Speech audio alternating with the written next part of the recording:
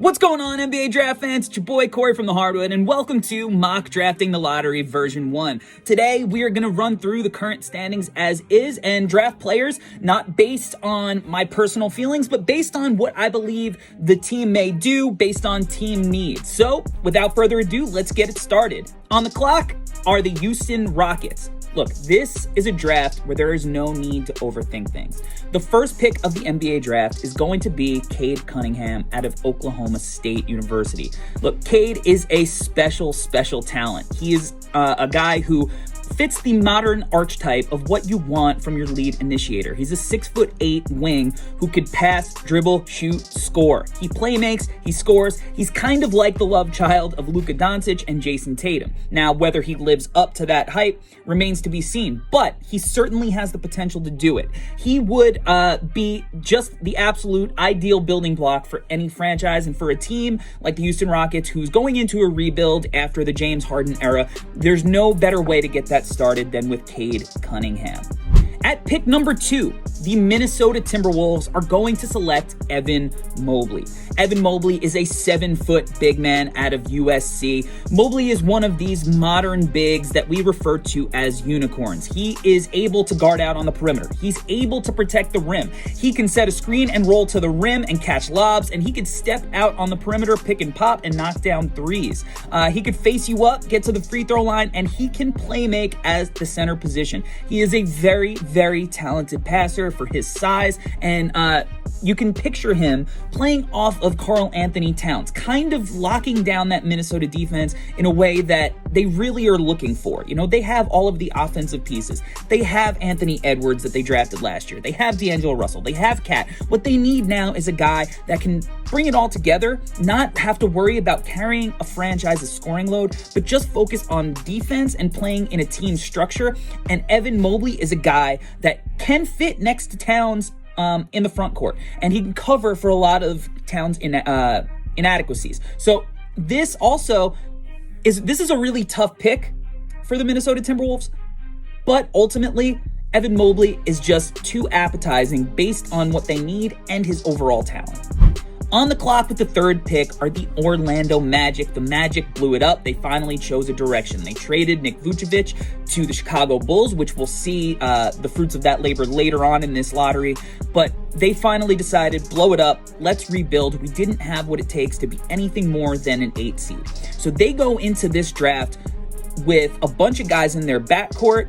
They're waiting on Jonathan Isaac. They have Wendell Carter and Mo Bamba in the front court. They could really take a shot on a special talent. So what the Orlando Magic are going to do with the third pick, they're going to take Jalen Green. Jalen Green balled out in the Orlando bubble for the G League Ignite in the G League bubble, and he really displayed special scoring ability. He is probably the most athletic guy in this draft, one of the most athletic guys you'll see in any draft at all. He's above the rim. He's got a first step. He showed some really solid signs defensively. And with that backcourt, you know, they have Cole Anthony. They have Markelle Fultz. They have RJ Hampton. They got guys that maybe can run the point. What they want now is a guy that can take the scoring pressure off of all these kind of complementary players. So Jalen Green has the potential to be that Bradley Beal, that Zach LaVine kind of guy. So this time around, you know, they're going to pass on who I think is going to go number 4, but they're going to take Jalen Green from the G League Ignite and get themselves a bucket. With the 4th pick, the Detroit Pistons. This is probably the easiest selection of the draft. There's a pretty clear top 4, and then there's kind of a 5 and on. And the remaining guy here is Jalen Suggs out of Gonzaga. Suggs, you saw him all the way through. He led Gonzaga to an undefeated season up until they ran into Baylor in the championship game. Came up, hit one of the most clutch shots you'll see in NCAA history in the Final Four against UCLA to win in overtime. He is a consummate leader. You're going to hear a million times that he was a quarterback in high school, and he showed it over and over again with his hit-aheads, his leadership, his toughness, and you bring that to a Detroit team that really drafted well last year. You put him alongside Killian Hayes. Killian's a little bit more soft-spoken, not necessarily the fiery guy that Jalen is, so now he complements that. They could both play on or off ball. You add that to Beef Stew, you add it to Sadiq Bey, and all of a sudden, Detroit is building a really solid foundation going forward, and you add Jalen Suggs, who was the ultimate winner in this draft, and you really have the start of something potentially special. With the 5th pick, the Oklahoma City Thunder are back in the lottery. Right now, we're all enamored with the Poku experience there. They have SGA, who is balling out, and they are potentially going to be lower by the time the season ends than this 5th spot. OKC, the last time that they were drafting this deep into the lottery, they really obviously had a lot of success. They have the history with Westbrook and Durant and Harden. They're going to go for the superstar potential again here. They're going to take Jonathan Kuminga. Kuminga's a guy that I think out of all of the potential top 5 guys has the easiest path to slip out beyond the 5th spot. But he is a talented guy. He had his ups and downs in the Orlando bubble for the G League Ignite, but he is that 6'8", 7-foot wingspan, strong as anything, already a man. Really showed a lot of talent to score the ball from the perimeter, to create for himself. Showed a little bit of early signs of playmaking ability, and he really has the potential to be a do-it-all defender. The question is, what team is going to develop him to see if they could bring all of that out of him? But all of the talent is there for Kuminga. The Oklahoma City Thunder, Jonathan Kuminga, pick 5. On the clock are the Cleveland Cavaliers with the 6th pick. This is where the draft really gets interesting. Now, the Cleveland Cavaliers, they have a backcourt with Sexton, Darius Garland, Colin Sexton that have really taken a step in the right direction this year. They have Jarrett Allen, who they traded for to lock up the front court. I mean, they really have some nice pieces. Kevin Love very clearly does not want to be there. So they really have a few directions that they can go with this pick. I think that they're going to take a shot and go with Jalen Johnson out of Duke. Now, Jalen Johnson is a guy that a lot of people think could fall to the back end of the lottery. You know, there's questions about, he's been on kind of 3 teams in 4 years. He had the whole situation at Duke where he left to focus on the draft.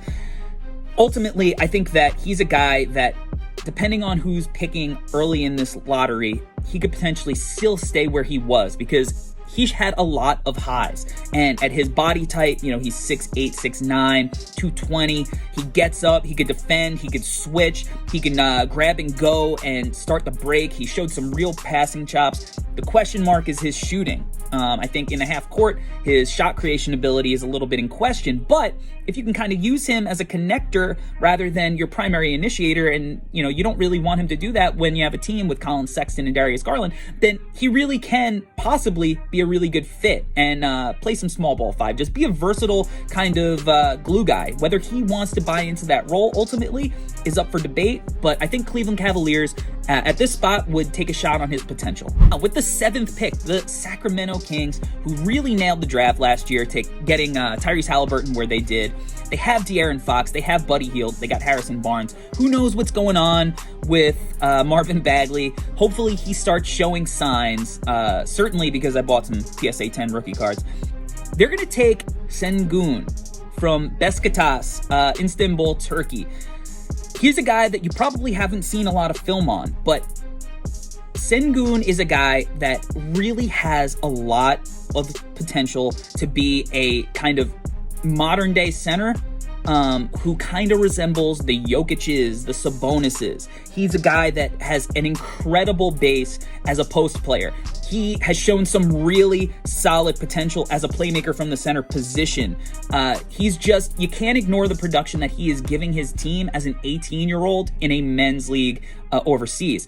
And I think that with everything up in the air for the Kings, he is a really solid get. And you put him with the smart playmakers that their team has in Tyrese Halliburton and De'Aaron Fox, and I think that you add this kind of half-court dynamic to their team that they're lacking. And again, you can't ignore the production he's been giving his team as an 18-year-old. So the Sacramento Kings at number 7 take Sengun. At number 8, the Orlando Magic are back on the clock, this time via the Chicago Bulls pick. This was the benefit of blowing it up. They landed Wendell Carter Jr. and they got 2 Chicago lottery picks. Now, if this pick happens to fall in the top 4 on lottery night, then they're going to lose the pick. Chicago gets to keep it, but as of now, we're just going in order. So they get the 8th pick. They took Jalen Green with their first pick in the top 3. Now they're going to play it a little bit safer and get a guy who's really going to complement them and their team. You know, they're Jonathan Isaac, not a shooter. Wendell Carter, not a shooter. Markelle Fultz, not a shooter. So what they're going to do is they are going to land themselves a shooter. They're going to take Corey Kispert out of Gonzaga. Corey Kispert is a guy who shot unbelievably well over his career. He was lighting the net on fire this college season.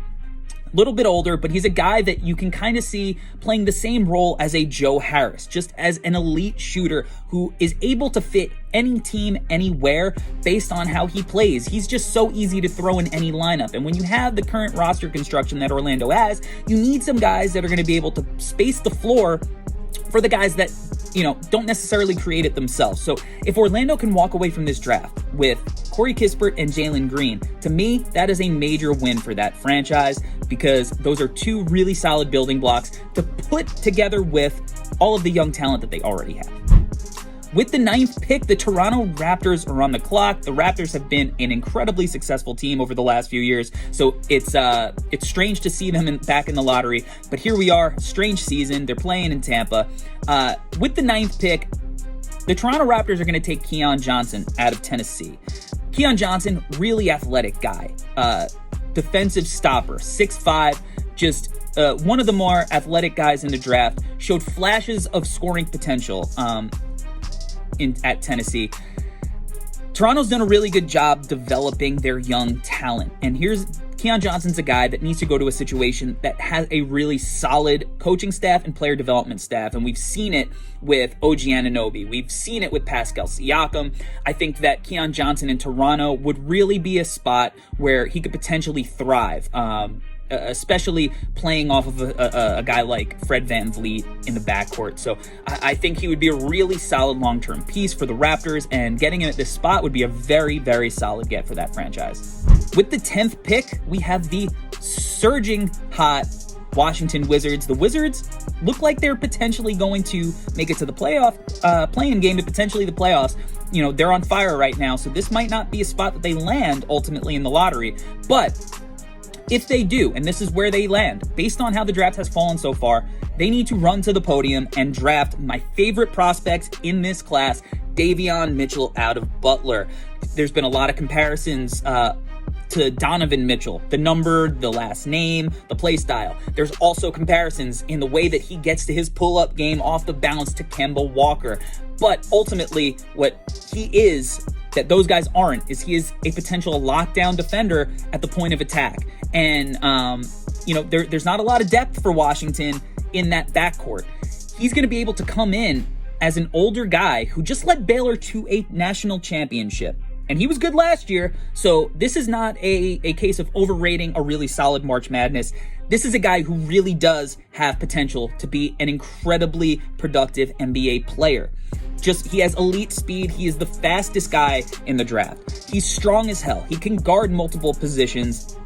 He is ultimately a guy that's going to play on a bunch of winning teams. He has a tailor-made NBA game, and you let him learn from Bradley Beal and Russell Westbrook. I mean, he totally fits their personality. He's a dog. He's my favorite guy in the draft. The Wizards should run to the podium. Really, any team that could get him at this spot should be running to the podium. At number 11, the New Orleans Pelicans, who have just a plethora of talent. They're going to go with James Bouknight out of UConn. Bouknight is a guy that is one of the more effortless scorers in the draft. He has sneaky athleticism. There's a lot of comparisons to a guy like Zach LaVine. You know, he has thrown some monster putback dunks down. He is incredibly quick. He can get to his shot off the bounce. He is a New Yorker through and through, and he plays like a playground player who has the potential to translate that to really efficient basketball.